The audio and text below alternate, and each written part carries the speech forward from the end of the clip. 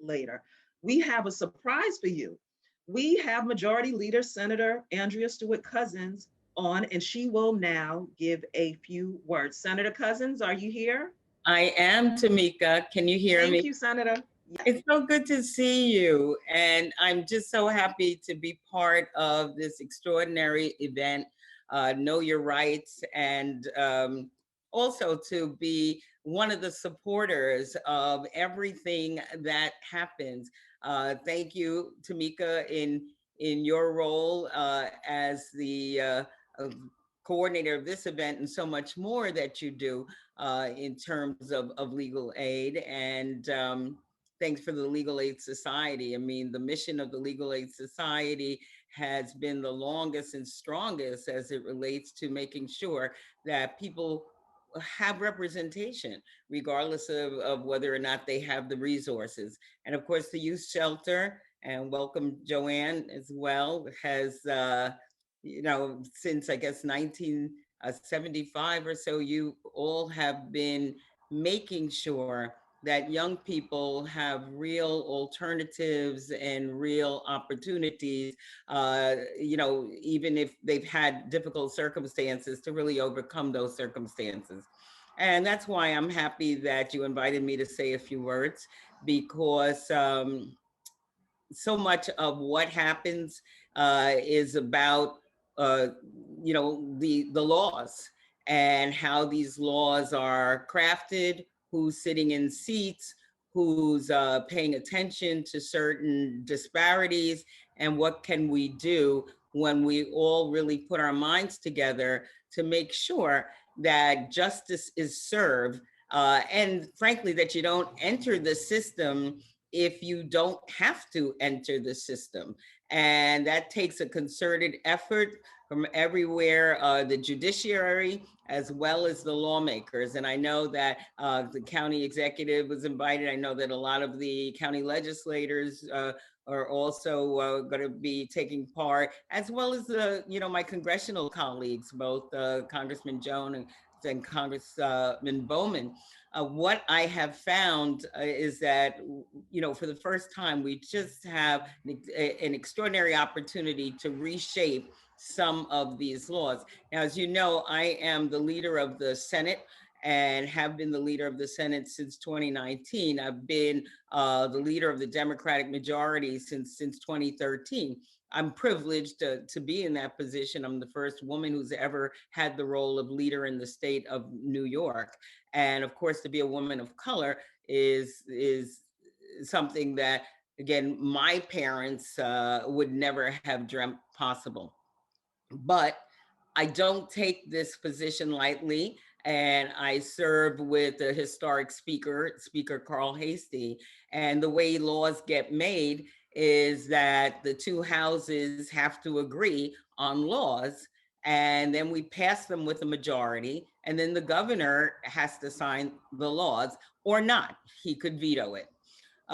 We have, since we have been partners in leading policy, been able to do so many things. Obviously, with your advocacy and the advocacy of the Westchester community, we were able to raise the age and at least lowered the age of criminal responsibility for our youth. We then came around just recently and did raise the age 2.0, which takes the juvenile delinquency level from 7 years old up to 12. We've done so much in terms of in terms of our LGBTQ community, including repealing this walking while trans, which disproportionately impacted trans women of color. And we were also able to stop with this conversion therapy. And just recently, just yesterday, the governor signed a bill that allows you to have, a discretion in terms of how your gender is classified in terms of state legislation. We've decriminalized marijuana, and now we've legalized marijuana. We did bail reform. I mean, the story of Khalif Browder, just I think broke everybody's heart. I mean, how are you in a system that does not allow for you to get out just because you don't have a few dollars? I mean, it's so we did bail reform, and then of course in the wake of the George Floyd murder, we did significant police reform, so that we repealed 50A, so that the records of officers are available to the public. And of course, we have the Eric Garner, you know, anti-chokehold legislation, your right to record. We have done so many things. We've invested in after school. We've invested in the snug programs for anti-violence, and we did an unprecedented amount of resources given to the education system, because we know that knowledge is power. So whether it was UPA, UPK, uh, uh, general K through 12, as well as higher ed, we have invested unprecedented amounts, because we know that's, you know, it's an opportunity. So I know, like I said, that knowledge is power, and that's what this day is about. It's about not only knowing your rights, knowing what laws have been implemented on a state level, on a county level, on a congressional level, what is pending.